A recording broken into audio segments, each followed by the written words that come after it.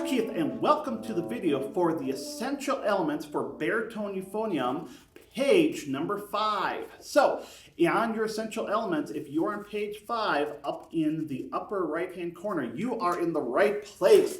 And we are going to pick up where we left off in the last video, learning new notes. So if we take a look up at number 7, we have a brand new note we're going to learn, the C. So if we take a look at that on the staff, we can see the C is on the second space of the staff here. And the way we're going to play that C is by pushing down the first valve. Remember, again, that's with the pointer finger. And the third valve, we're going to do that with the ring finger, the fourth finger. So it's going to look like that, 1 and 3. And of course, whether your valves are up on top or if they are in front like this, you're still going to be using those same fingers, 1 and 3, like that. And that C is going to sound like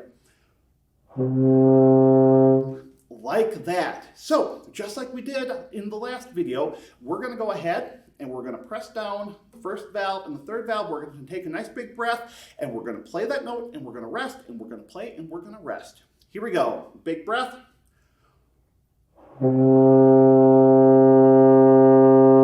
And rest. Here we go again.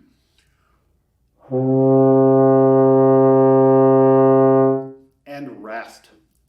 Excellent. Now we're going to put that C to use in exercise number 8 here, where we're going to play all 4 of the notes together. So let's review measure by measure. On the very first measure, we have the C, which again we use 1 and 3, 4. Now on the next measure, on the first quarter note, we see we have a D. Do you remember how to play that D? If you don't, you can take a look at the previous page. Yes, we're going to play it with 1 and 2 here. Now, if we go to the third measure, we can see we have our F quarter notes. How do we play the F again? Oh, that's right. We don't have to push anything down. It's all open. And then finally, in the fourth measure, we're moving to E flat, which is first valve. So we're going to go from 1 and 2, from 1 and 3, to 1 and 2, to open, to 1. Okay, let's try that all together here. So we're going to get our foot tapping, and we're going to use that nice ta sound to separate the notes, and we are going to play number 8. So it's going to be C, C, C, C, D, rest, rest, then open, F, F, F, F, E flat. Let's try that together. Playing 1, 2, ready.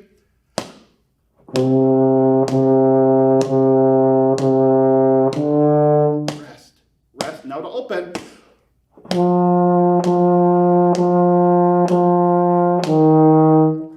Very good. And once we start combining these different valves together, it can take a little bit of practice to learn how to go back and forth. That is just fine. If you need to go back and practice this exercise again, that's great. That is just fine. But right now, we're going to go on to number 9. We're going to learn one more note here today, and that note is going to be the B flat.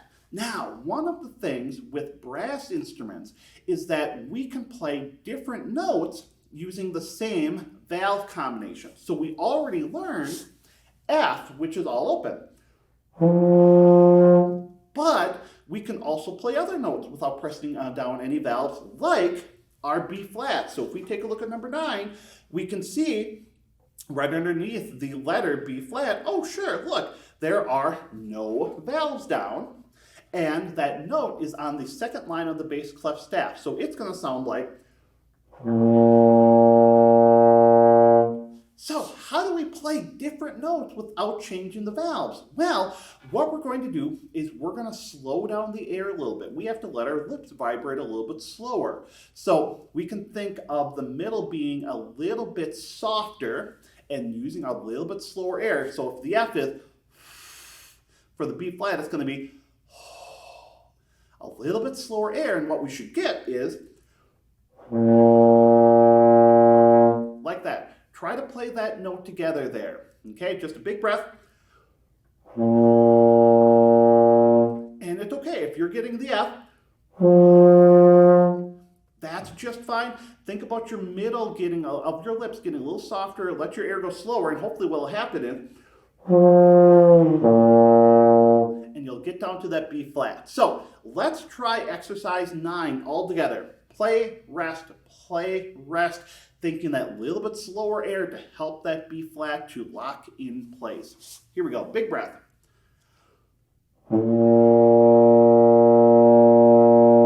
And rest. Here we go again. And rest. Awesome. And by the way, you'll notice up on the top of the page, it talked a little bit about a couple of different bar lines that we're going to run into. The first one is the double bar. So we can see that on number 7. And on number 9, the double bar indicates the end of a piece of music. We can also have a repeat sign. This looks like the double bar, but it also has the 2 dots in the middle. And what that means is that we're going to repeat a section of music. So when we come down to number 10, you'll notice that we have that repeat sign. So when we play number 10, we're going to go all the way through it. Then we're going to go back to the very beginning and we're going to play everything all over again. So on number 10, we're going to be putting together all 1, 2, 3, 4, 5 of the notes that we've learned together there. So just as a quick reminder, our B flat is open. When we go to the next bar and we have the C is 1 and 3. Then we're going to go to the next bar. We have F, which is open, E flat, which is first valve, and D, which is 1 and 2. Okay, let's try this. So make sure you're following along with the music. When you see that next note coming, already be thinking, oh, what valves do I have to push down to play that note? So here we go, number 10. I'll count. 1, 2, ready.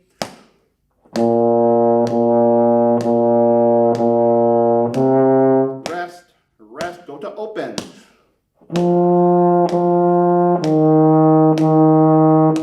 We're going to repeat, back to beginning.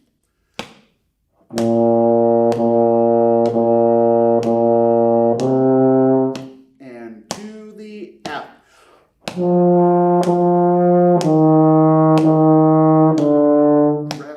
Rest.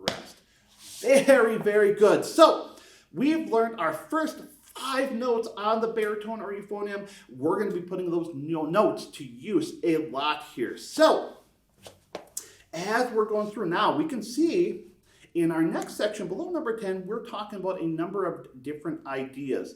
In music, we use different signs to indicate different things in our music. So, for example, we have a bass clef. The clef helps to tell us where we put the notes on the staff. As a baritone euphonium player, we typically play using the bass clef. That's the note what we've been playing so far. All the notes we've learned have all been in bass clef, and that is usually on the very far left-hand side of the staff. And then we have the time signature. If you remember in the last video, I said a lot of music we're going to be playing right away is going to be organized in groups of 4. And that's what that time signature means. The top number, the 4, means there are 4 beats per measure, and the bottom number, the 4, means that the quarter note gets the beat. And you can see there, we talk about the different note names in the bass clef, and we talk about the sharps, flats, or naturals. A sharp raises a note, a flat lowers a note, and a natural cancels out a flat or a sharp. We're going to talk about that more as we go along here. Let's go down to number 11, reading the notes. Now, if we take a look, all of a sudden we don't have the note names on the notes anymore. But if you take a look at this compared to number 10, and we're actually looking at where the notes are on the staff, you might notice, oh, they're exactly the same. So when we're playing music, usually the notes are going to look like this. They're not going to have the note names written in. We have to get used to reading them on the staff. Let's practice this. So we're going to play number 11. Take a quick second and look at the notes and think, is that a B flat? Is it a C? Is it an F or an E flat or D? And then we are going to play that together. And don't forget, we have the repeat sign at the end of the line. We're going to go all the way back to the beginning of the line and we're going to play everything again. So here we go. All right, and I'll count to 4. 1, 2, ready, play.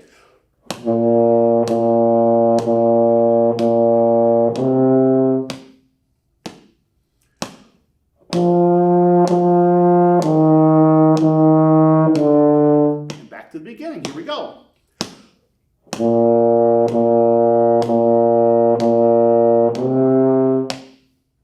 And one more time.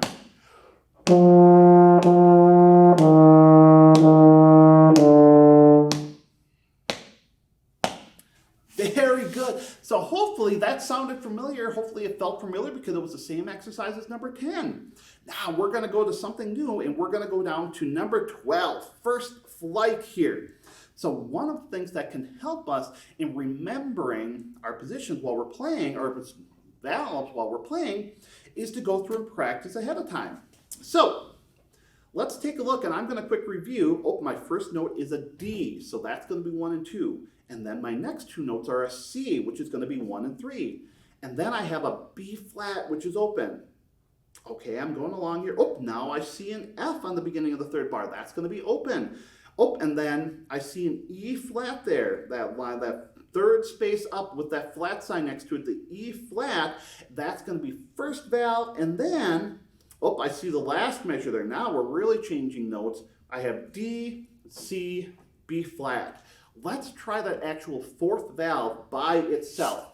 So we have D, C, B flat. Say that along with me. D, C, B flat. Getting used to what that valve movement feels like.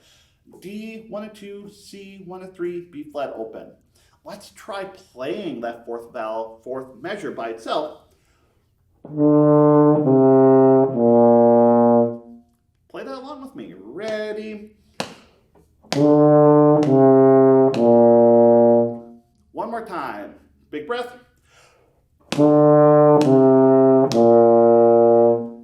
Very cool. Let's go ahead and play number 12 all together here. And if you get confused, if your fingers get a little bit jumbled up, that's okay. Go ahead and find your next note and start playing that note when you know what the note is. Okay, here we go. Starting on D, 1 and 2. I'll count 4 beats. 1, 2, ready.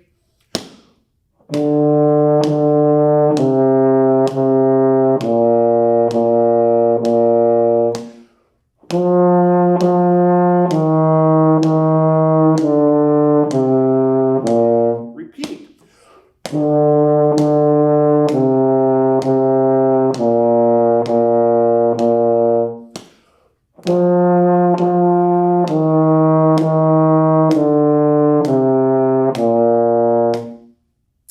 Excellent.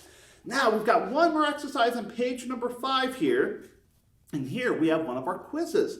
So you'll notice on the bottom, they have a few of the note names written in, but then we have blank spaces underneath the rest. What they want you to do is to write in the rest of those note names. So you can grab your handy dandy pencil or pen. I recommend a pencil. Every good musician always has a pencil. And you're going to grab that pencil and you're going to write those note names in. So go ahead and pause the video for a second, and when you are done, hit play again. All right, here we go. Now that you've got those note names written in, we are going to give this a play. So take a quick look now. We're going to be moving through notes more quickly here. So we're going to go from B flat to C, 1 and 3, to D, 1 and 2, to E flat, first valve, to F. And we're going to go back around. So again, if your fingers start to get a little bit fumbled up, find the next note that you know and start from there. So here we go, nice and slow. Keep reading ahead so you know where your fingers need to go next. 1, 2, ready.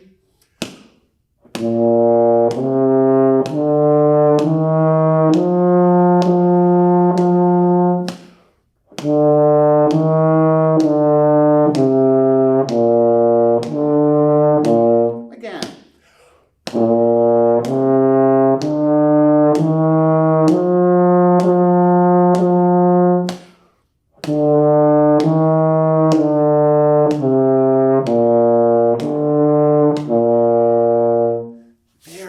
And if on any one of those measures you had a little bit of trouble, you can always go back and practice that measure by itself. So for example, if you had trouble with the last measure, the B flat going to the D, going to B flat, you can just practice that measure.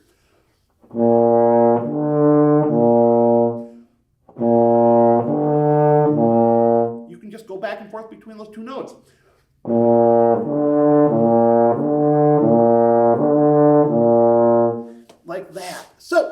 I hope you enjoyed page number 5. So again, as you're going through, practice each of those exercises every day here. A little bit of practicing every day will make a huge difference. I look forward to seeing you in the next video, so happy practicing.